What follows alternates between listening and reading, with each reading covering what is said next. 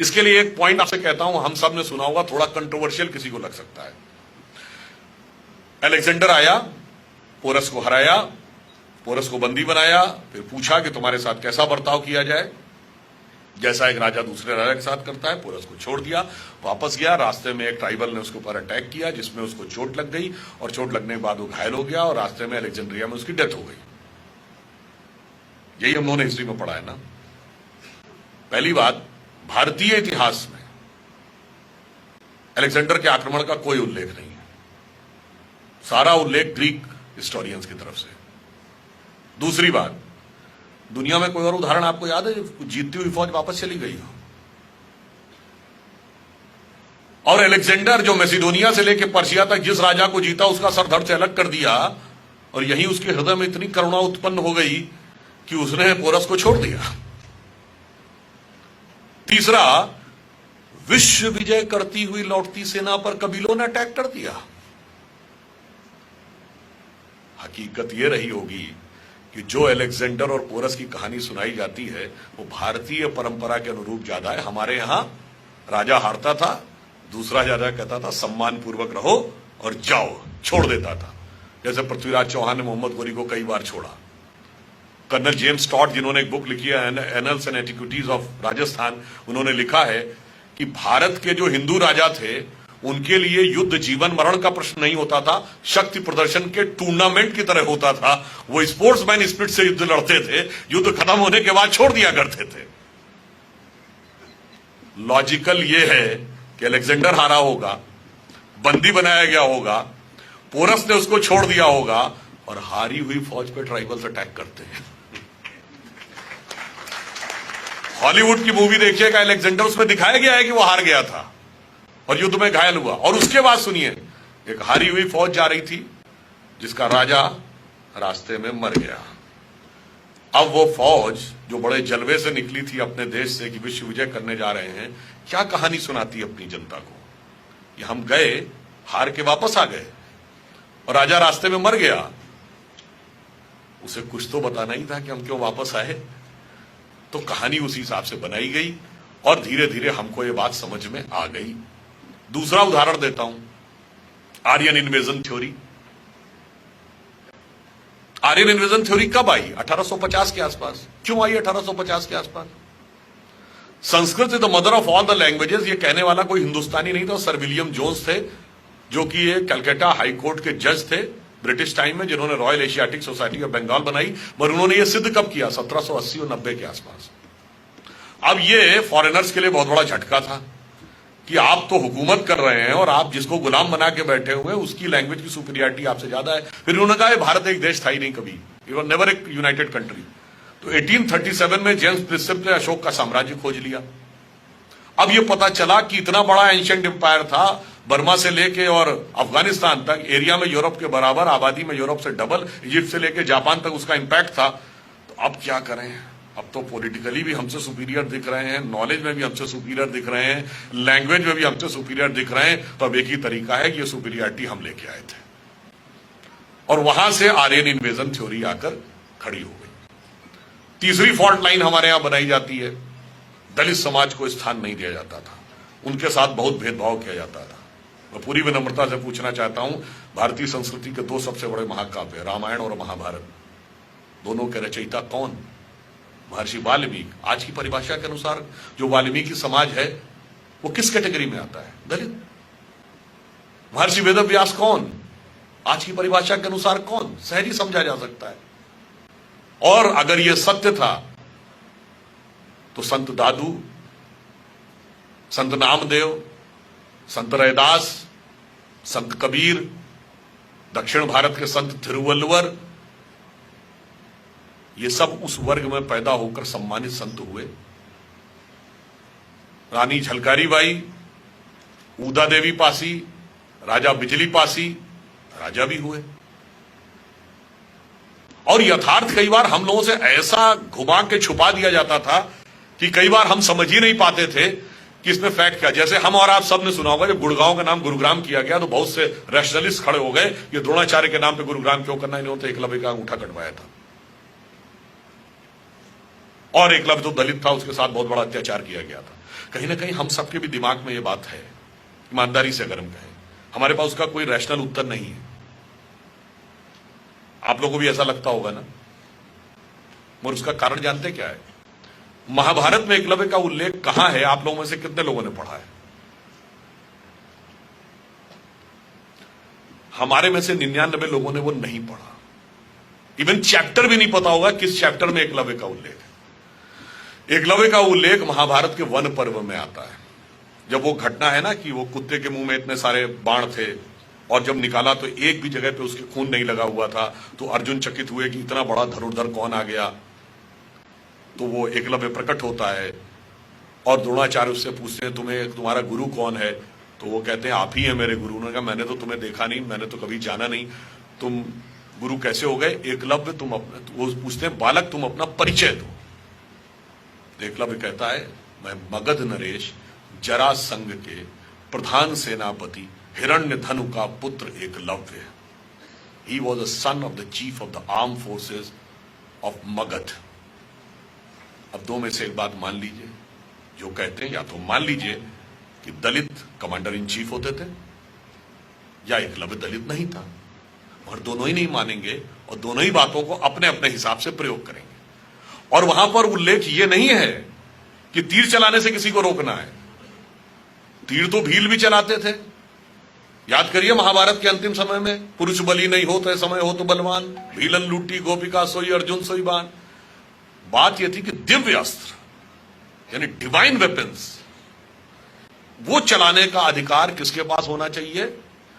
Chief of the arm forces के पास होना चाहिए। क्या एटम बम रहता तो पोजीशन में आर्म फोर्सेस के है, न्यूक्लियर बटन किसके पास रहता है? Chief of the arm forces के पास नहीं।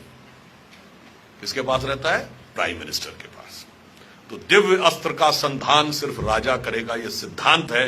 And it has to be ensured that alone and alone commander in chief should not have authority to execute that type of weapon. It has to be ensured. तो वो उसका प्रतीक था। चलिए अन्याय हुआ, उसको प्रस्तुत किया गया अन्याय होने के रूप में। फिर द्रोणाचार्य की डेथ कैसे हुई?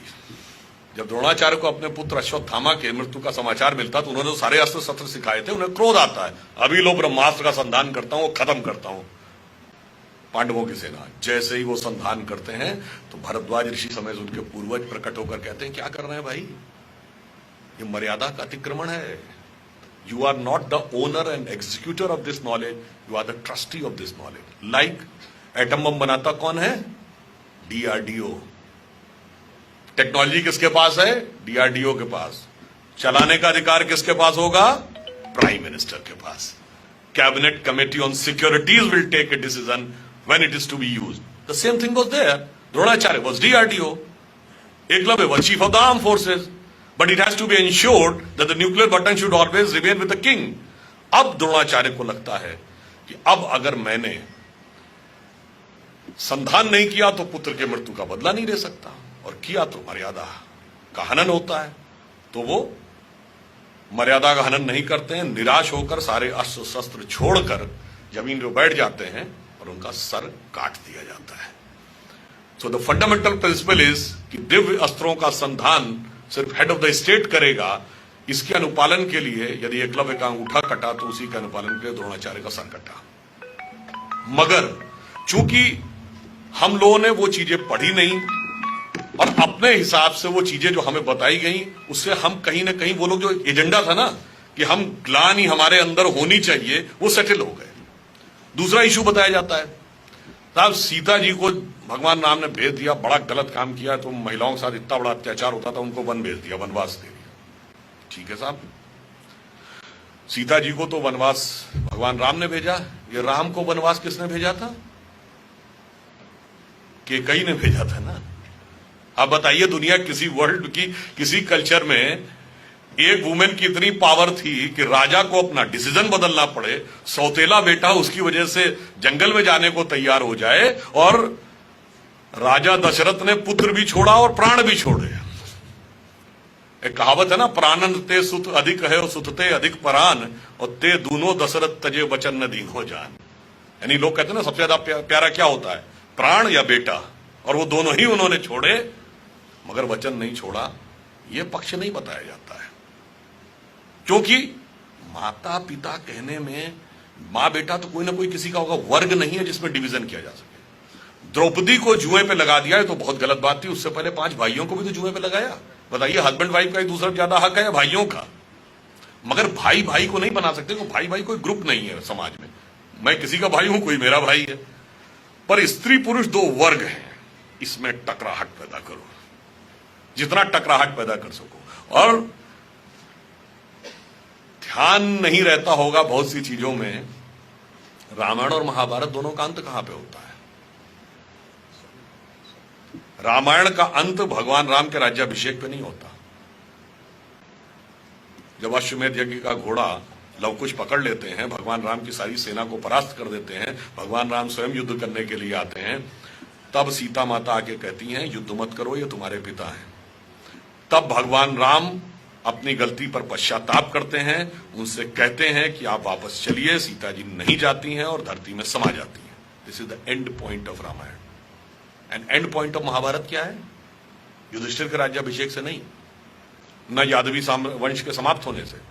भगवान कृष्ण की मृत्यु द्वारका में बहिलिये के द्वारा तीर लगने से क्यों हुई थी? गांधारी के श्राप से, कि जैसे मेरे पुत्र की मृत्यु हुई ऐसे ही तुम्हारी मृत्यु होगी। इसका अर्थ क्या हुआ? दोनों ही महाकाव्य ईश्वरी शक्तियों की आसुरी शक्तियों पर विजय पर समाप्त नहीं हो रहे हैं, ईश्वर के ईश्वरत्व पर स्त्री के सतीत्व की विजय पर समाप्त हो रहे हैं।